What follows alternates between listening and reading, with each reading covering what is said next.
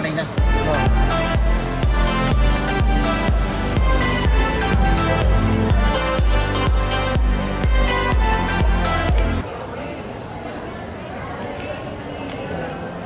Gagawin ko nga rin yung parang legendary ito na.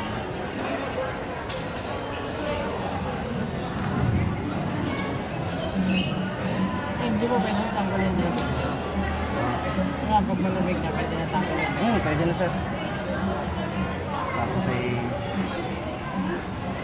yung may canop lighting sir. Ito naman natin ito. Ayun sa likod.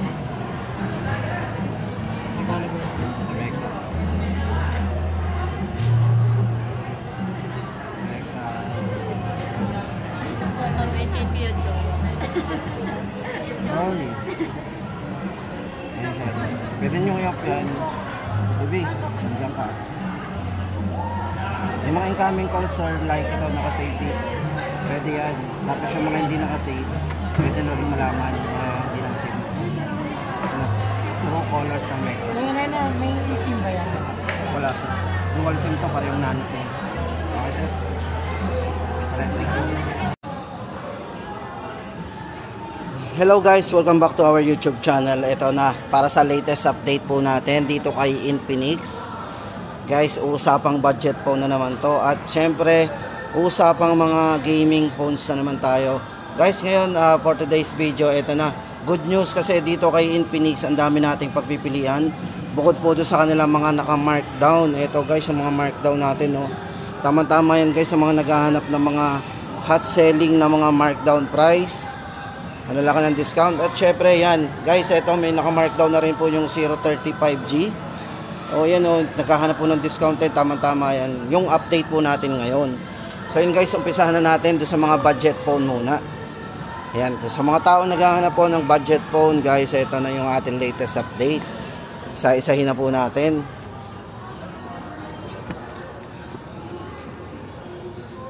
Ito guys, ang pinakamababa po ni Infinix.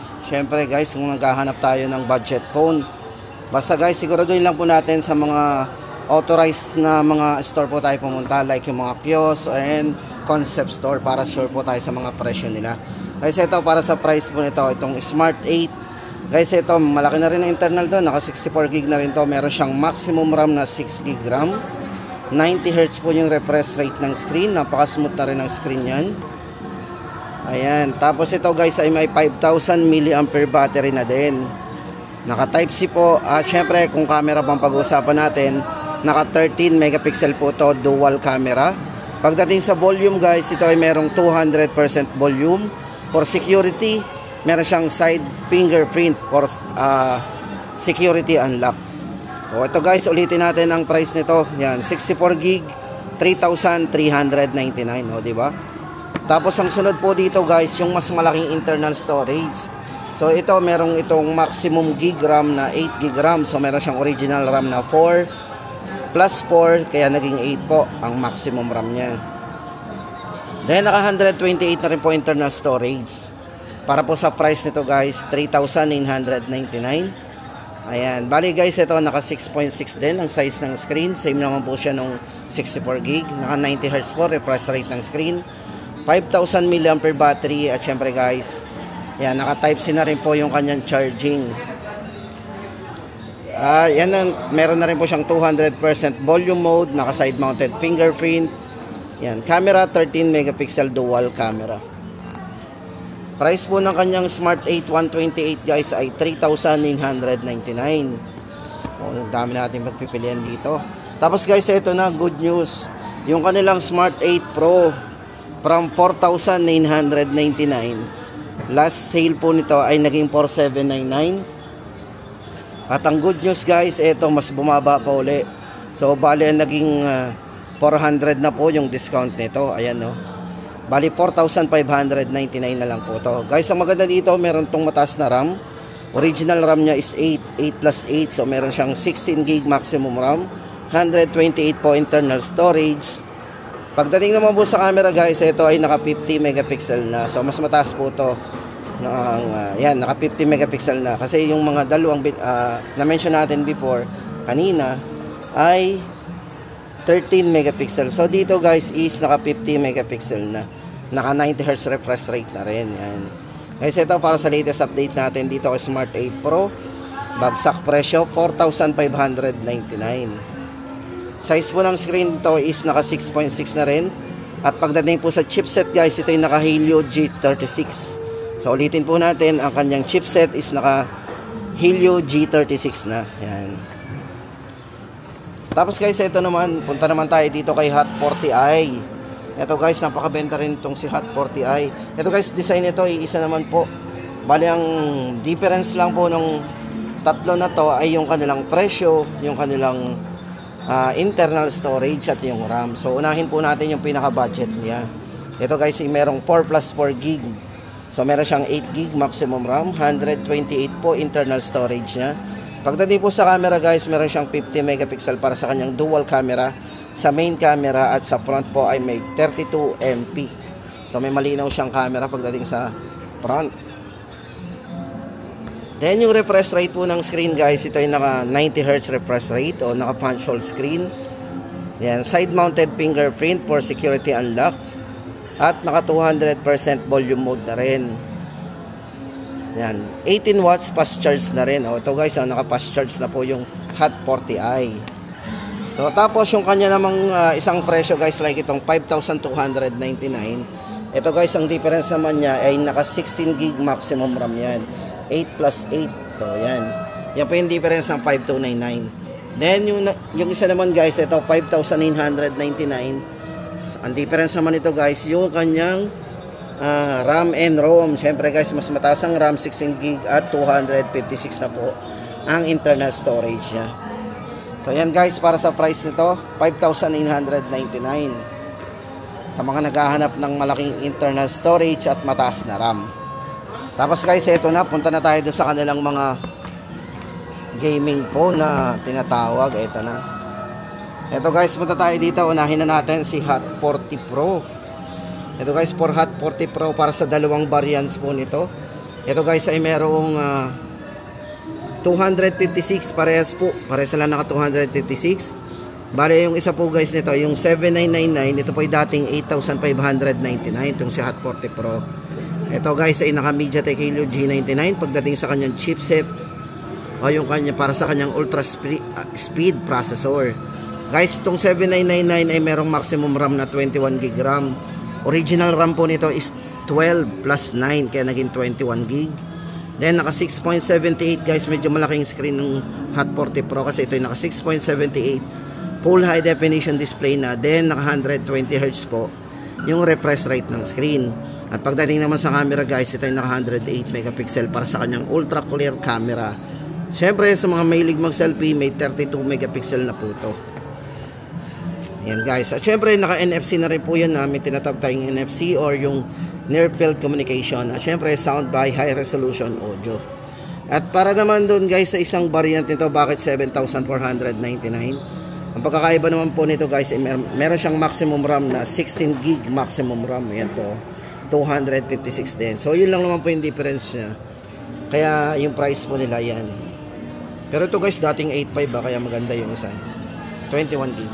Then guys, ito kumustahin naman natin si Note 40. Guys, sa update natin, unahin muna natin yung Note 40. Wala lang po tayong display dito. For Note 40 guys, ito nga pala, price nun ay 9,499. Yun po ay may maximum RAM na 16 gig 256. Pero itong hawak natin guys, ito yung Note 40 5G. Siyempre guys, sa mga naghahanap ng 5G pero budget phone dito kay Infinix. Ito guys, naka 512 gig po tayo dito. Tapos meron siyang maximum RAM na 24 gig. Meron siyang 12 plus 12. Then yung chipset po, siyempre guys, ito yung naka Dimensity 7020 5G chipset. So na maganda na po yung chipset na ginamit dito guys. Pwedeng pang game at siyempre mataas yung network connectivity niyan. Then size po ng screen nito guys is naka 6.78 AMOLED screen. 120 Hz na rin po yung refresh rate ng screen, very smooth. At pagdating sa charging guys, naka 33 watts fast charge po yan. At yung kanyang wireless po nakasama guys, ito ay merong 15 watts wireless mag charge. So meron, gumagana po ito sa wireless charging guys. So kung meron tayong mga wireless na power bank. So gagana po yan, itatap lang po natin. Yan guys, dating 12,999, ngayon po ay 11,999. Ito po si Note 40 5G. Tapos guys, ito naman, pag-usapan naman natin yung Note 40 Pro. Guys, ito po yung isa 10,999, ang isa po ay 13,999. So guys, ito yung naka-edge. Best seller din po natin to. Kasi ito po, yan. Ano ba yung pagkakaiba ng dalawa guys? So, unang-una, sa presyo guys, ito 10,999. Ito po yung 4G edition. Then, ito naman pong 14, yung 13,999 ay 5G. Yan. Tapos guys, isa-isain natin. Pagdating sa charging, ito pong si 5G ay naka 100 watts fast charge. Tapos ito pong isa, it's naka 70 watts. Yan. Pagdating naman po sa chipset o yung processor, ang 5G po natin ay naka Dimensity 7020 5G. May maximum RAM na 24GB RAM, 256 po internal storage. Samantalang si Note 40 Pro naman po ay mayroong 70 watts. Yan, naka Helio G99, sorry. Naka Helio G99 at mayroong 16GB maximum RAM, 256. Parehas po sila naka 3D curve screen, naka 120Hz po AMOLED display. So parehas po naman sila pagdating doon. Ayan, guys, pagdating naman sa kanilang parehas po sila naka JBL speaker. So ayan, may experience po natin ng malakas na sounds ito at magandang tunog. O, di ba? So yun guys, ang difference ng Note 40 Pro. Ito po yung mga best seller ngayon. Kung naghahanap po tayo ng medyo class na dating, ito kasi yung mga budget phone na naka-curve na po yung screen. O, di ba? Naka 3D curve screen. Tapos guys, ito na yung pinaka top of the line dito kay Infinix ngayon, yung kanilang GT20 Pro.